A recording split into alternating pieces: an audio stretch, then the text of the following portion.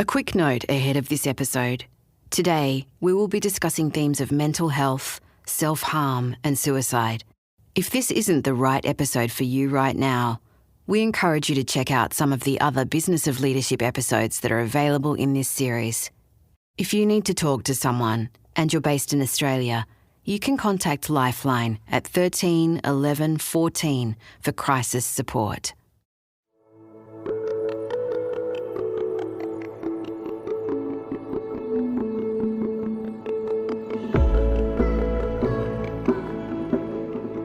Evidence of the physical toll of COVID-19 is everywhere.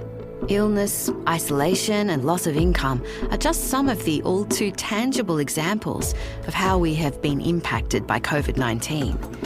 And we are only just beginning to understand the impact COVID-19 has had on our mental health. Crisis support service Lifeline Australia reported a 40% increase in service delivery as Australians adjusted to new challenges around life and work at the height of the pandemic.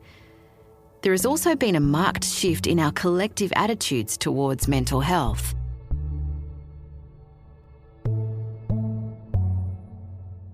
In this episode, we will be discussing how mental health support organisations are leveraging emerging technologies to provide better access and get bigger reach. What is the real cost of inaction when it comes to mental health? And is there still a stigma attached to mental health issues? Or are we seeing greater understanding and acceptance?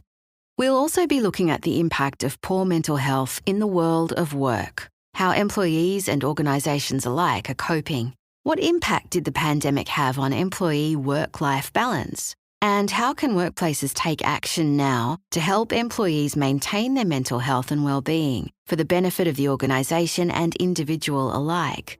First up, Professor Nick Wailes, Senior Deputy Dean and Director at AGSM, speaks with Thilini Perera, CEO of Lifeline International, about how the organisation has navigated the pandemic and what the future holds for how organisations deliver crisis support. Next, Professor Frederik Anseel, Senior Deputy Dean, Research and Enterprise at UNSW Business School and President of the European Association of Work and Organisational Psychology, joins us. He shares findings from his research into the impact of COVID-19 on workplace mental health, as well as sharing what steps organisations can take to create a more mentally healthy work environment. Now, here's Nick Wailes speaking with Thilini Perera. Hi everybody, it's Nick Wailes here, the Director of AGSM, and I'm welcoming you to another edition of the Business of podcast. This session is the business of mental health, a really important issue and one that's growing in everyone's attention. And I'm delighted that our guest today is Thilini Perera, the Chief Executive Officer of Lifeline International. Great to have you here, Thilini, and really looking forward to a conversation. Likewise, Nick, and thanks for having me. Really interesting to find out about you and how did you get to the role that you're in now and what have you done in the lead up to that? Yeah, thanks, Nick. I didn't start out thinking I would end up here, to be honest. I studied to be a lawyer, I graduated, I trained as a lawyer, and then somewhere along that journey, I joined Lifeline Australia in 2010 as part of their corporate governance and legal team. And I suppose, as they say, the rest is history. I actually started to appreciate and understand that all communities and people and families and friends are impacted by mental health and suicide prevention on some level. But the important thing is I actually appreciated that suicide is preventable and we can do something about it. And I say this because I grew up in Sri Lanka before I moved to Australia to study law. And, we went through a civil conflict in Sri Lanka and tsunamis and a whole bunch of challenging situations. And so mental health and suicide prevention wasn't widely talked about in an environment that I grew up in. So when I joined Lifeline Australia and understood that there's so many things we can do together as a community to save lives, it really inspired me. And so I worked at Lifeline Australia for 10 years as part of the executive team. And then in July last year, I had a fantastic opportunity to take on the role as CEO of Lifeline International, and I grabbed it with both hands. And now I have the opportunity to work with 21 Lifeline member countries across 20 countries around the world, and they deliver life-saving crisis support services in all of those countries. I think all of us have heard about Lifeline, and we've watched on the broadcast where Lifeline is always the first port of call for people, and we've all seen it, but really interested to find out how it's organised. So maybe you could talk about the organisation that you ran in Australia and how that's structured and how that operates, but then also talk a little bit more about Lifeline International, the organisation you're running now, because I think very interesting to find out about those. Yeah, of course. So how it works in Australia, Nick, is that anyone experiencing a crisis or suicidal ideation can contact Lifeline on 13 11 14 or text us or contact us on web chat. And it's a national service, which means there's thousands of volunteers and crisis supporters around the country ready to take your call or text or web chat and ready to engage with you. And basically, when you contact Lifeline, you enter a national call queue, and the first available crisis supporter anywhere in the country will answer that call. And they will follow a practice model that'll help de-escalate the emotions of the person and work through the emotions, listen to them without judgment and with empathy to bring them to a safe space, and often even create a safe plan if they're in crisis. Now, if someone contacts us and is experiencing imminent risk to their life or to someone else's life or property, we will then work with police to, work through the necessary interventions to save lives. So in a nutshell, that's how it works in Australia. But it's not just the crisis intervention part that Lifeline Australia does. There are 41 centres across 60 locations around Australia, and each of those centres also deliver community-based prevention and postvention services. So they train the community to understand how to spot the signs of someone experiencing crisis or suicidal ideation and what to do and how to respond in that situation. And then if we look across some of the lifelines globally, they're all organised in slightly different ways depending on the community and country they operate in. So, for example, some of our members across Africa operate not just a crisis line for suicide prevention, but concurrently a line for child protection to deal with gender-based violence and HIV, because all of those things compound the mental health and suicide prevention situation in those respective countries. So it's nuanced to meet the needs of that particular community. So we might organize ourselves slightly differently, but the commonality is that everybody operates a crisis helpline, and basically then you access a telehealth service to receive support from someone that you've never met before. And often it's a one-off interaction, because if you call Lifeline, you'll meet someone, they'll talk to you, and then the next time you call, it could be someone else. So it is very much a one-off interaction. So, Thilini, I think all of us know that mental health is not only bad for our community, but it has an economic cost as well. And we've seen a significant increase during the pandemic of, reported cases of mental ill health. Just help me, what's the size of the increase of call on your services, and what are some of the estimates of the costs of mental ill health for the Australian economy, for example? Just over 2 years ago, we were averaging at Lifeline Australia under 2,500 calls to our service per day. And, in the height of the pandemic, we were regularly seeing more than 3,500 calls per day, which was a 40% increase in terms of service delivery. And so I think that's a significant increase, and that wasn't dissimilar to other parts of the world where there was a huge increase in demand for services. As an organisation, you have to mobilise thousands and thousands of voluntary counsellors. You have to ensure that they're trained. You have to have, really robust systems in there. So how big is the organisation in Australia that actually, is able to create and maintain that system? Yes, it is a huge operation in that sense. As I said, we've got 41 centres that actually spend that time recruiting, managing, supporting volunteers, training them to come on the phones, supervising them. We have a duty of care not just to the person contacting us, but for the crisis supporter and the volunteer who takes the call to make sure they're looked after, that someone's debriefing with them, that there are supervision frameworks in place to support the person taking the call. There are practice models reviews for quality control and safety issues, ensuring that we're also meeting legislative requirements around safety and reporting, working with police on various aspects. And then there's a technology side of it, the platforms, the ICT, and how, we can actually use the national infrastructure to ensure that there's a seamless service. Lifeline in Australia is working towards a system of an omni-channel platform where we can seamlessly text, call, use web chat, and seamlessly move through systems and services across those channels as needed in the future, and use those platforms interchangeably, hopefully in the future, to manage overflow on one particular channel perhaps as well. And speaking of, if we can explore that a little bit, the role of technology in suicide prevention, I think it's a very interesting time, particularly following COVID, that we're living in, that we can actually use technology in a way that we haven't before across the world to ensure that more people can access help. So because during COVID, we couldn't actually meet people face-to-face and attend those really critically important face-to-face counselling sessions, I know that most people turned to telehealth services in a way they hadn't before. We've looked at numerous studies that show us across the world that the demand on crisis helplines increased significantly during the pandemic. People were stuck at home, they were experiencing, fear of infection, loneliness, but they could still make contact with Lifeline in most different countries or crisis helplines and use those channels and telecommunications and technology to connect with someone to receive help. That's really interesting. So you're sort of saying COVID actually showed how valuable these things are and what a significant role they can play in all of our efforts to improve mental health and reduce suicide, and that sort of became obvious.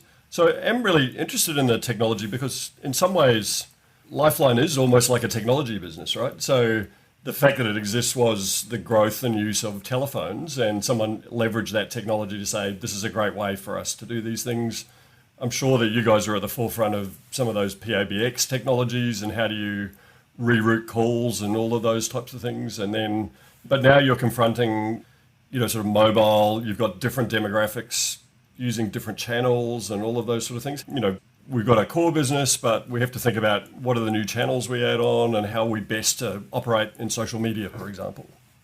So Lifeline started in Australia in 1963. And as you said, in 1963, using a phone to deliver a crisis support service was revolutionary.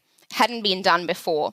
Then we move across to then moving to, text more recently and web chat. And, in the future, no doubt it'll be social media and a number of other mechanisms. But for a long time, we now have a national service, but for a long time, Lifeline had a decentralized service where if you called from Canberra, your call would be answered in Canberra. It was very much a localized approach to service delivery. Then we, somewhere in the 2000s, moved into a national contact center approach where you now leverage the different time zones in Perth and Brisbane and Adelaide and other places, even though there might not be huge time differences, to actually say, hey, if we have a national call queue, it might not be that people might be in the contact center in Canberra at that time, but it's 2 hours behind in Perth and there are people there answering calls on a national call queue, and we can leverage this if we work together across all of the states. And then we move into, an omni-channel system that we're working towards now.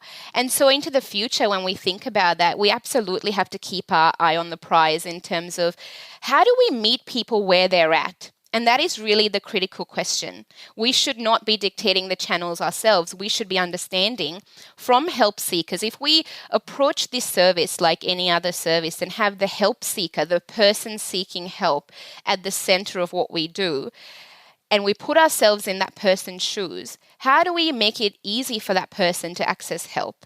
What are the channels they want to use? But, even looking outside of Australia, we could talk about the US for a second. Over the COVID period, and shortly in July, this new system will go live in the US. They've now created 988 as a centralized mental health crisis support national suicide prevention number that will sit alongside 911 in the US. That is phenomenal. That is the first time we've seen a country actually consolidate resources in that way.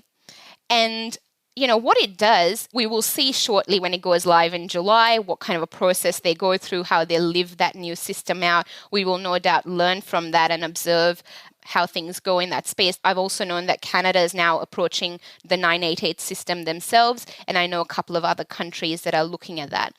But why is that important? For a couple of reasons in my perspective when I think about it. Firstly, and more importantly, if you are experiencing an acute crisis in that moment, and you need to think about what that person's mind frame is at that point in time. How easy is it for someone who's experiencing extreme distress and turmoil to enter a system and go, there are these services here, I could access help here, can I use this system? There's so many services and systems in place, and someone experiencing distress, how do they navigate that? We need to think about how people navigate and find the care they need when they're in that frame of mind. I wonder in the US, if we look back in a year, once the system's in place, if we talk to help seekers and go, was it easy as thinking about, if I'm in physical danger, I'll call 911. If I'm experiencing a crisis, I'll call 988. And that's the only decision you had to make as a help seeker. Does that make it easier to access that service? That seems like an infinitely better situation than the one now. So I want to come back and talk about the power of the network of Lifeline International and how you learn from each other and transfer ideas, because I think that's a really interesting area to explore, that sort of innovation opportunities. But you sort of raised it there, which is that, an organisation like Lifeline sits in a very complex web of mental health services, some public, some private, and you play an important part there, but you're one part of a very complex ecosystem. And I think you might not have to know very much about it to know that it looks very complicated and potentially very dysfunctional from the outside. And we've seen, lots of examples as COVID has hit and demand on services has increased. It's very clear that there are challenges and gaps in the system. From a Lifeline point of view, how do you see that ecosystem, and how does it work? Where do you fit in, and where are the areas you'd like to see improvements or better coordination and those type of things? Yeah, and look, I'll focus on Australia. I have to say, in my experience, in more recent times, I see service providers working closer and better together than we have before. There is a coalition of the willing, so to speak, working together, talking through strategies. How do we each have our own space in this ecosystem and not duplicate effort because resources are already limited? So really understanding the ecosystem, what roles exist in that space, who is playing what part in that role, so we don't step over each other or duplicate efforts, but ensure each part of the ecosystem is covered. Those conversations, I believe, is happening across our industry and our sector, and I think that's extremely helpful. It's extremely encouraging. But if I look at the system, I personally look at it as a couple of different parts of the system. You've got prevention, and that is when we want to try and intervene early to ensure someone doesn't experience that full suicidal ideation and end up taking their life. So we intervene early in the prevention space. We then have the intervention space, where someone's experiencing ideation and we want to intervene to save a life. We then have postvention in that ecosystem, and that is where someone's lost someone to suicide and, we need to support them through a bereavement process. And then there's aftercare.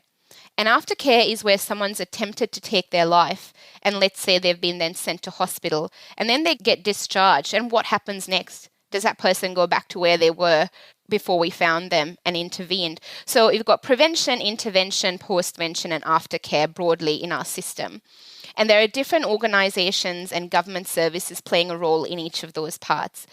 To start with, where I see Lifeline across that system is in every one of those areas. And that is because you can call us or contact us at the first stage when you're starting to feel distress, so we can intervene early, work through that, give you a referral, put you into contact with your GP, whatever that is. We can do that early and stop people moving across that spectrum into the part where you need intervention. But you may well call us when you're at the point of wanting to take your life and it's imminent. And we will then, the service at that point is an intervention piece. And then postvention, you might be bereaving, in that bereavement space, grieving over the loss of someone that you love, and you can still call us and we will help you work through those emotions. And same in the aftercare space, call us and say, I've just attempted to take my life a week ago, I'm in this space. So for me, crisis helplines like Lifeline can sit across that entire spectrum of prevention, intervention, postvention, and aftercare. And it can be an effective accompaniment or aid to the acute services that sit in those spaces. I think the other part is, Nick, in terms of the ecosystem in itself, I'd like to see for someone in crisis when they enter the system, who's helping them navigate through the system and understand which services to access at which time. I think the care navigator role is important. And frankly, Lifeline plays an important part in that space. I don't know that a lot of people know, but if someone contacts us, we often, about 60% of our contacts we might put through to referral services. And so we connect them with others that can continue to provide that care and support. So referral is a really important part of the system as well. And that care navigation role, connecting the help seeker with other forms of care, is equally important.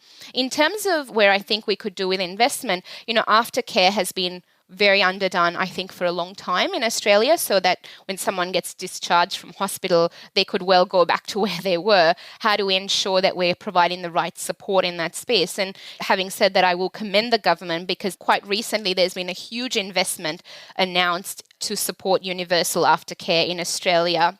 Okay, lots of great examples there, and really interesting to see how that plays out over the next few years. I wanted to just spend the time that we had left, because you've done a fantastic job talking about the role of Lifeline, how it interconnects with other services, and the sort of aim of creating a model where people can reach out for help and have a seamless experience. But I think probably the people that we haven't talked about and the role that we haven't talked about is what's the role of employers, leaders in organisations, the place where people live their lives. And I think there's a really important conversation in business to have about what is our responsibility to creating mentally healthy workplaces and playing a role there.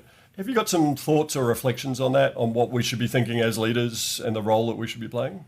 I think, when we consider mental health, good mental health, and as you said, Nick, we spend a lot of time at work, and we therefore have a duty of care, I think, and responsibility as leaders to, everyone in our organization in that context. And if we think about the workplace, I think we've seen some great strides in Australia quite recently in this space. Has been a huge focus, particularly since COVID-19, to ensure we're supporting our staff when they were working from home, and as we return to work, ensuring that mental health remains at the forefront of those initiatives.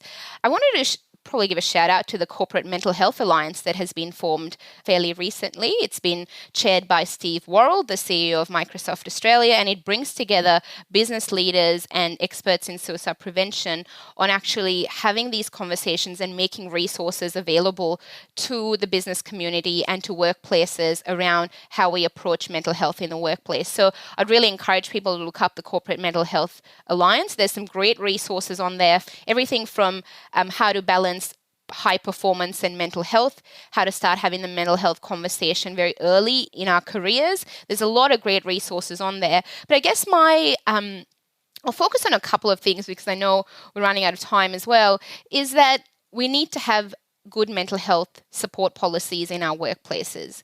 But it's one thing to have the policy, but research showed us that most times staff didn't know those policies existed.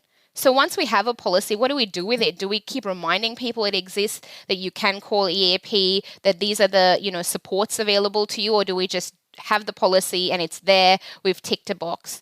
It needs to be a living, breathing, dynamic document. We look at it regularly, we ensure it remains relevant, we let staff know those supports exist in the workplace. But the other thing is, I think, training, and Lifeline provides a lot of great workplace training to leaders, to managers, to help them identify when someone is in distress. What are the signs we should be looking for, and how do we empower each other in our teams to identify if someone's going through a distressing period? What should we look for? And if we identify those signs, how do we respond to that? Not to be alarmed and not know how to respond, but how do we have the conversation? How do we link them in with key services and supports? I think that's a really important part of not just having the policy, but training people to identify and be able to respond. But again, I'll come back to the data. We have so much data available to us as individual team leaders and employers. What does your data about absenteeism tell you? Is it telling you that this staff member is burnt out? What does the performance data tell you? Are we just having performance discussions, or where does mental health and good mental health and how people feel and look after themselves part of those discussions? I think there's a lot we can do to analyze the data in that space to understand what's happening in our organizations in this space. And certainly as we start to think about returning to work, I imagine there'll be some anxiousness about coming back to a room full of people after we've all been locked away in our houses. How do we have a conversation with our teams that acknowledges what those anxieties might be? How do we work through them? How do we ensure we build in supports around our return to work plan so that people know they can talk to their manager about it and not be afraid to bring it up? But I think the single biggest thing we can do as leaders is model that behavior, that it's okay to ask for help, to talk openly about what we're doing to keep our health and wellness in check as well. So I'm really glad you brought up that point because, I've seen some examples recently of corporate leaders and people in senior roles openly talking about their issues around mental health and that being very open and those sort of things. And it seemed to me that was incredibly powerful way to signal that, this is not a stigma, this is a part of life. And I imagine for a lot of people in those organisations, they looked at that and it created a really great environment to start having those conversations. Is that your view about that as well? Oh, absolutely. I mean, the president of Lifeline International is John Brogden, the chair that I work with. And, he has done so much in sharing his own personal story, often in corporate settings, about the journey that he went through and how he lives. He calls it not lived experience, but living experience, because it's something that continues to this day.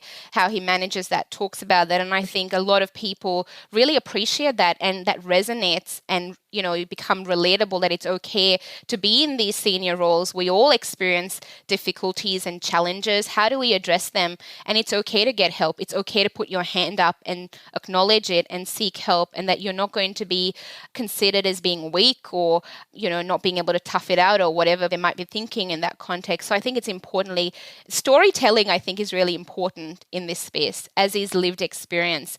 And I think lived experience is important because those stories drive us all to understand mental health in a more deep way, but also understand how to get help. It normalizes the conversation, but it also respects the experience of people who've lived through these distressing challenges to actually feed it into how we deliver services as well.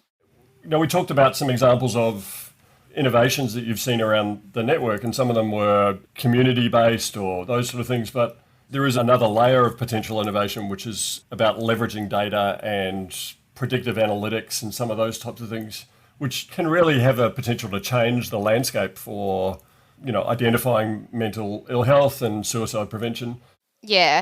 Look, I think that's a very interesting space. We're looking across to the US. There have been some really big studies around predictive analytics being used to actually look at risk factors and predict someone's suicidality. And look, that can be life-changing if we can use that predictive analysis to save lives. But as you said, we need to look at those trials really carefully before we can think about even ever using that in a service delivery context, because there's that ethical component to where we're crossing the line in terms of understanding, I guess, the ethics of using predictive analysis in this context in terms of human life and thought processes and how we use that in a life-saving capacity. The other thing is there have been trials around speech and face analytics to help us identify if there's a difference in the voice of someone, if we're speaking to them, and if that can predict suicidality. So there have been trials conducted in Boston around showing participants video footage and seeing the reaction on their faces and looking at understanding those emotional reactions on someone's face and how that can predict, suicidality and how we can use that to save lives. Similarly, testing voice around frequency, modulation, things like that from someone experiencing acute depression and at the point of suicidality versus those who might not be in a similar circumstance. So I think this whole world of AI could open up huge possibilities, but as you've identified, we need to tread lightly, tread carefully. But I think the important thing is none of that can really ever displace human connection and the need to have that human connection, a sense of belonging and empathy that we want to receive from others when we make contact at Lifeline. When someone contacts us, they're looking for human connection, they're looking for empathy, they're looking for care. I don't think you can ever replace that, but we certainly need to turn our minds to technology and innovation to see how we can enhance what we do in that human connection space. Because if it means we can get people better help in real time, then we should absolutely consider it. But it will not, in my view, be displacing human connection anytime soon. Great. So, Thilini, I just want to take this opportunity to thank you and all your colleagues and the thousands of volunteers that work at Lifeline for all the fantastic work you do. I think we probably don't get a chance to thank people that are doing those roles very often, and I think for all of us, it's been great. I'd really encourage anyone listening to do a mental health first aid program or something in your role that you can do some training and some awareness, because it can make a huge difference. But thank you for what's been a really fascinating conversation, and thanks for your time. Thank you, Nick. And can I just encourage anyone who's experiencing any distress, feel free to reach out to Lifeline. We're here 24 hours a day, 7 days a week, and we can be there to support you. As Thilini points out, the pandemic has had a marked impact on the need for mental health resources. And it's not just organisations like Lifeline, who specialise in mental health services, that have a role to play in supporting good mental health. It's becoming a focus area for workplaces as well. Professor Frederik Anseel says the boundaries between work and life balance were blurred during the pandemic, with significant impact on mental health in the workplace.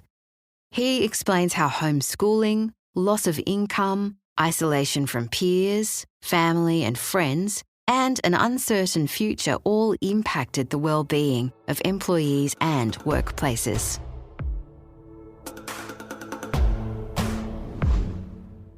Hi, I'm Frederik Anseel. I'm a Senior Deputy Dean Research at UNSW Business School, but I'm also an academic researcher. I study workplaces and I study mental well-being, mental health in the workplace, and how we can organize how we work, how we lead for healthy workplaces. And so the past 2 years have been very interesting for me. In the beginning, people that had, let's say, steady jobs and were just moving back working online, that went in the beginning pretty well. And then suddenly, after a couple of weeks and months, and we see different rhythms across Australia, but also over the world, but then over the months, we saw different sort of distress and mental health problems arising. And that happened because the boundaries between work-life balance were sort of jeopardized, undermined. We saw that people needed to take care of their children, studying from home, homeschooling, and that created all sorts of problems. And what we see is a sort of an increase in distress, and what we do not know yet is, will that rebalance? Will people easily recover or not? And that is something that is very difficult to predict. What we've seen is a lot of people being without employment, not having an income, or being very uncertain about how their future will look like. And because there were a lot of businesses that had a very uncertain future, would they survive or not? And so that created a lot of distress. And the distress is, of course, that people start worrying while they're doing their jobs, but also in the evening and during the night. And there were a lot of sleep problems. And as people start worrying, basically people are draining their mental resources. And so you get some sort of a cognitive fatigue. And that means that people have trouble concentrating at work and they become less productive. And because they become less productive, it's almost a cycle. People notice that they become less productive. They start worrying about that as well. And they sort of said, I need to toughen up. I need to get myself together. This is a crisis. I need to work harder. And so people were stuck almost in a cycle of, let's say, self-talk, worry, more self-talk, observing how difficult everything was. Also working from home, sometimes feeling lonely, isolated, not having their normal social support, their network that they could talk to. And so you have this constant cycle, and that reinforced the problems. Some people got out of that sort of, let's say, on their own, in their own family and getting themselves together. For others, it was very difficult. And the interesting thing here, one of these myths around mental health is that you have strong people and you have weak people. And that is a mistake. And this is wrong. We should not think about these things. When we think about mental health problems, also in the workplace, we know, let's say, that probably 1 in 5 people at one point or another will suffer or struggle with a mental health issue. And it does not mean that some people are more resilient than others or are the strong ones or not.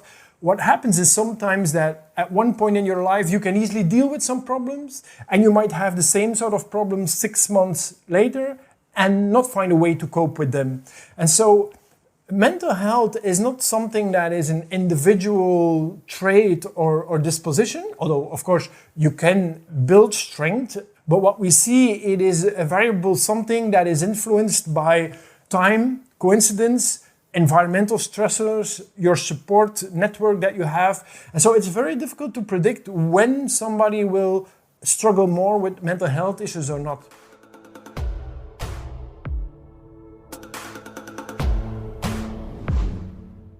Creating a mentally healthy workplace is today seen as an essential task for leaders across industries. But what is a mentally healthy workplace? And what are the steps business leaders can take to create one? A mentally healthy workplace is a workplace that recognizes well-being, mental well-being, the importance of mental well-being, and that identifies and manages the risks that environment and organizational life can impose on well-being, and that creates an environment that helps people thrive and manage their own well-being. And if you would look at mentally healthy workplaces, you basically would need to look at also in different stages or different aspects of it. And one aspect would be preempting mental health problems, so that would be more prevention. And so that would mean that you, as an organization, you would want to care about creating a culture where there's attention and recognition of the importance of mental health and well-being. There is this recognition that work design is a very important factor, and how jobs are designed influencing mental health. A second important aspect is monitoring and measuring and assessing where you are as a company in overall mental health. And often these are surveys, it can be a pulse survey. It's just trying to find out, are there problems? Where would those problems be? How is our overall mental health fluctuating over time, if there's a crisis or not? But not only pulse surveys, because there's only so much that you can learn from a survey, right?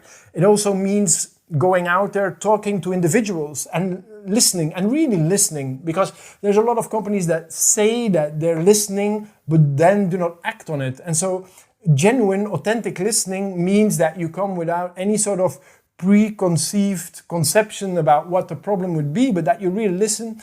How are our people doing, and what do they see as risk factors, or what are they struggling with? And then probably, I think the third important aspect is remediation. What will you do if there are really mental health problems? And one aspect is, of course, that you will want to provide all sorts of resources. And that can be, these days, that's a lot about telehealth, right? We will set up apps, we will have trainings available, we will have coaches, mentors, or even therapists that are available to help people deal with it if there are problems. But remediation also means changing the jobs themselves, the structure, the culture, how we lead. And so it is being willing as an organization to question yourself and the way you are dealing with these issues, and being willing to change your approach. And so those three aspects would all be fundamental to a mentally healthy workplace.